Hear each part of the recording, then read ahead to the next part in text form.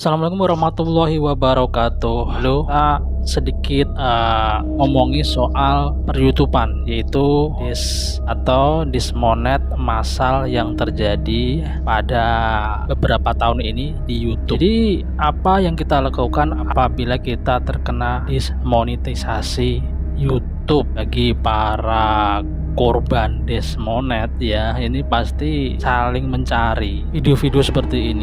Gimana, apa yang akan dilakukan ketika kena dismonet di YouTube? Nah, kalau hasil dari YouTube ini gunakan untuk kehidupan, sumber nafkah ya, tentu ini akan sangat merugikan ya, akan sangat mengerikan karena di situ sumber kehidupan. Mungkin beberapa orang ya yang melakukan hasil nafkahnya dari YouTube, bisa hasil AdSense itu bisa buat kehidupan sehari-hari, menyekolahkan anak, istilahnya menafkahi keluarga. Jadi kalau tiba-tiba dismonet dalam waktu sekejap, itu pasti akan bikin serasa dunia runtuh ya guys ya.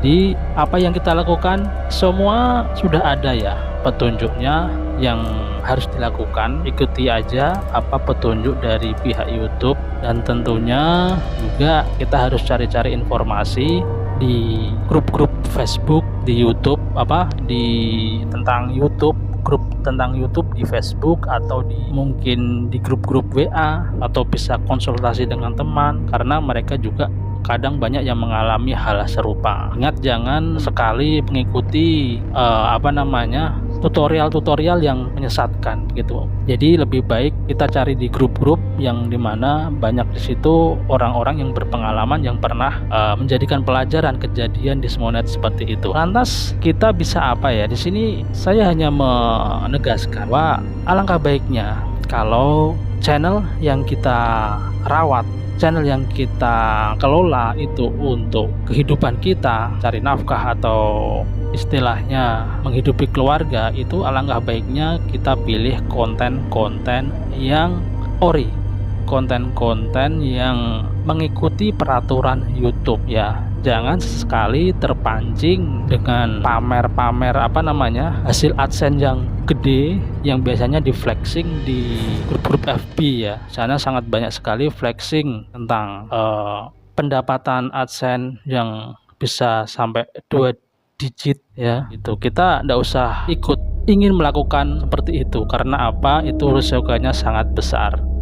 Karena apa juga, mereka tentu mendapatkan itu biasanya secara instan guys, Para YouTuber yang lama atau yang senior yang sudah berpendapatan di atas 2 digit ya, atau 10 juta ke atas, 50 juta ke atas, itu tidak akan sempat untuk flexing ya, gajinya mereka. Jadi yang flexing itu biasanya YouTuber baru yang menggunakan cara-cara instan untuk mendapatkan uang dari YouTube, dan biasanya dapatnya instan, umurnya pun tidak panjang ya. Jadi kalau kita ingin lebih lama di YouTube, alangkah baiknya kita menggunakan atau ikuti aturan-aturan, yaitu dengan upload video-video yang tentunya tidak bermasalah, alias biasanya disebut ori ya, begitu ya. Meski itu akan sangat melelahkan ya, karena biasanya video-video yang ori itu biasanya viewsnya dikit ya guys ya. Bagi para pemula, viewsnya dikit, lama menunggu, kapan penghasilannya, paling bisa menghasilkan cuma 300.000, 500.000, dan itu pun tidak bisa cair ya apabila nempel di AdSense ya kan. Jadi kadang karena kita tidak sabar, akhirnya menggunakan cara pintas dengan cara menggunakan AI, terus melakukan hal-hal yang melanggar pedoman komunitas YouTube, yang berakhir channel kita di dismonet. Jadi pelan-pelan saja, berkembang secara wajar saja ya. Berkembang atau tidak itu tergantung kita ya, tapi intinya secara wajar saja.